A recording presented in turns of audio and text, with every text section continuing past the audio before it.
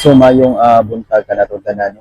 So gahapon dito sa Caloocan, adunay gipusil nga babay nga political vlogger. Actually, wa ko kailaan na niya mapar. Kaya dili ko hilig og lantaw-lantaw sa mga vlogger ni BBM. Kaya kibaw na ko kung sa'y unod silahang mga komentaryo. So, nahibong kung anong daghang nalipay. Hibong kung anong daghang nalipay sa iyang gipusil siya gahapon. So, akong gisumpay ang iyang mga video. So, nakita na ko nga ito gahapon.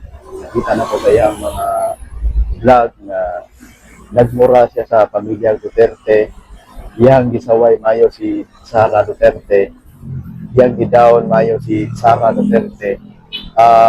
Grabe na gyud ka below the belt na gyud kayo ang iyang mga komentaryo dito. So wala ta kibaw mabar nga gikan sa iyang mga pagkomentaryo ni Sara Duterte.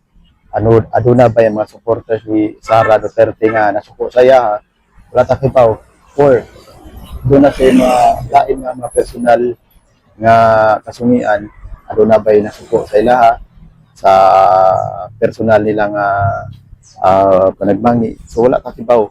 Sinargi na ang nahibaw niya na mapar kung ano di consider siya. So lesson learned sa mga political vlogger, ilabi na gyud sa katong mga vlogger nga magpang-viral bitaw sa mga politiko para atakon na nila ang ilang mga kontra sa politika. Lesson learned na nila. Munang ako dili di ko pataka og kanang comment kay diba wala kang hibaw ay masuko sa ato manang lesson learned. Dako ni pagtulunan sa mga mga political vlogger diha nga below the belt na gyud kayo nga mutira sa mga politiko. Kaya wala hibaw sa politiko nga inyo ang gitera, adunay mga supporters diha nga nasuko, adunay mga supporters diha nga nasakitan mo nang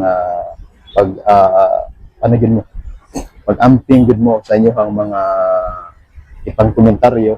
Kaya wala ka hibaw nga naara sa kalibot ninyo ang nasuko ninyo.